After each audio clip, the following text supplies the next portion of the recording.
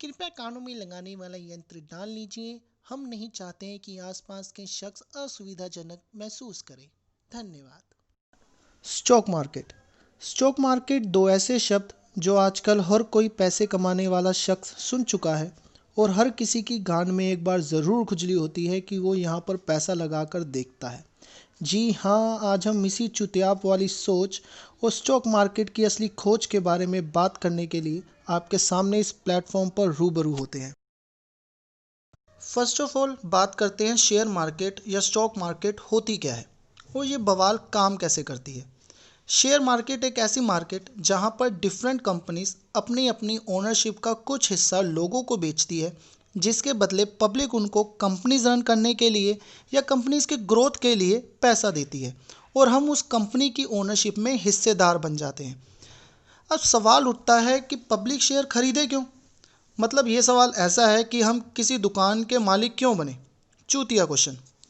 मैं इसको आपको एक एग्जांपल से समझाता हूँ। मान लो एक कंपनी है the Lodu Lalit limited, the triple L. उस कंपनी की वैल्यू 10 करोड़ है और उसने टोटल शेयर इशू करे हैं, मतलब हिस्सेदारी के लिए शेयर इशू करे हैं 1 लाख। एक शेयर की वैल्यू हो जाएगी 100 रुपये। और अगर आप 100 रुपये के 50 शेयर खरीदते हो तो आप हो जाते हो 5,000 के हिस्सेदार के मालिक उस 10 करोड़ की कंपनी में, और इस हिस्सेदारी को शेयर कहते हैं। अगर इसके बाद कंपनी ग्रोथ करके 10 करोड़ से 20 करोड़ की हो जाती है, आपके शेयर की कीमत 100 रुपये से बढ़कर 200 रुपये की हो जाएगी और आपके इन्वेस्टमेंट किए गए पैसे 5,000 से 10,000 में बदल जाएंगे। पैसा ही पैसा होगा। अगर कंपनी फ्यूचर में लॉस में जाती है, सपोज 10 करोड़ की कंपनी 5 करोड़ में बदल जाएगी, तो 100 रुपये 50 रुपये में बदल जाएंगे और 5,000 की इन्वेस्टमेंट 2500 में।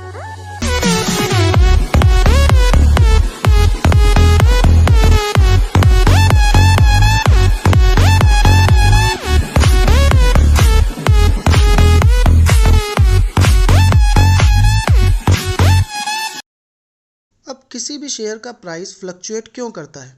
देखो यार, जहाँ तक मुझे उम्मीद है तुम सब पढ़े लिखे लोग हो ना।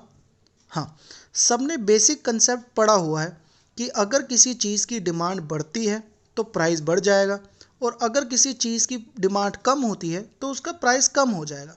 अगर तुम ऐसा सोचते हो तो चूतिए हो तुम। हाँ, चूतिए हो। सिर्फ यही फैक्टर नहीं है कंपनीज के शेयर प्राइस के फ्लक्चुएशंस का।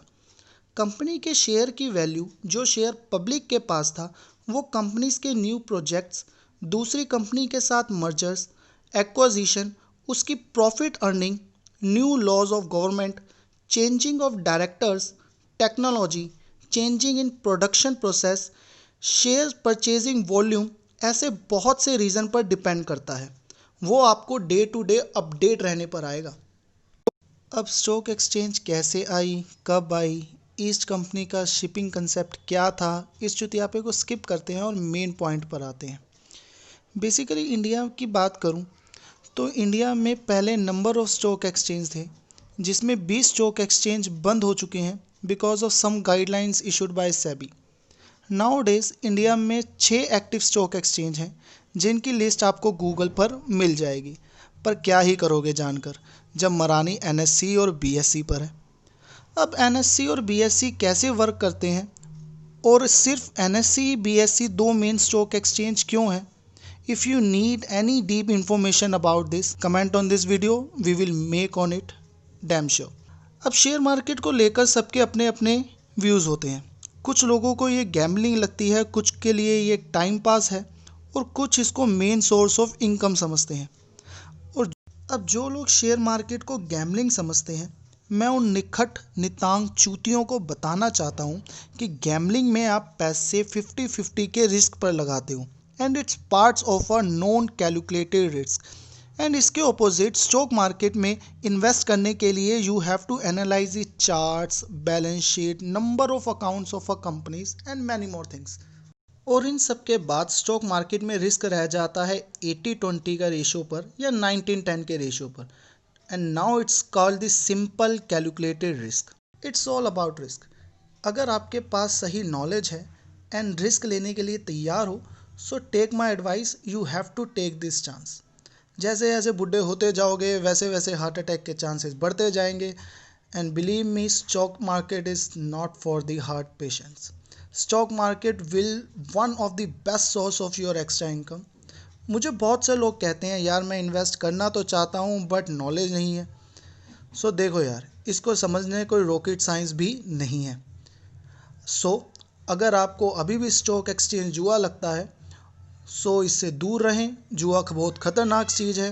And last and most important advice जाते जाते, कि किसी की एडवाइस पर इन्वेस्ट ना करें और अपनी स्टडी पर भरोसा रखें, अदरवाइज़ मोर बनने के लिए तैयार रहें।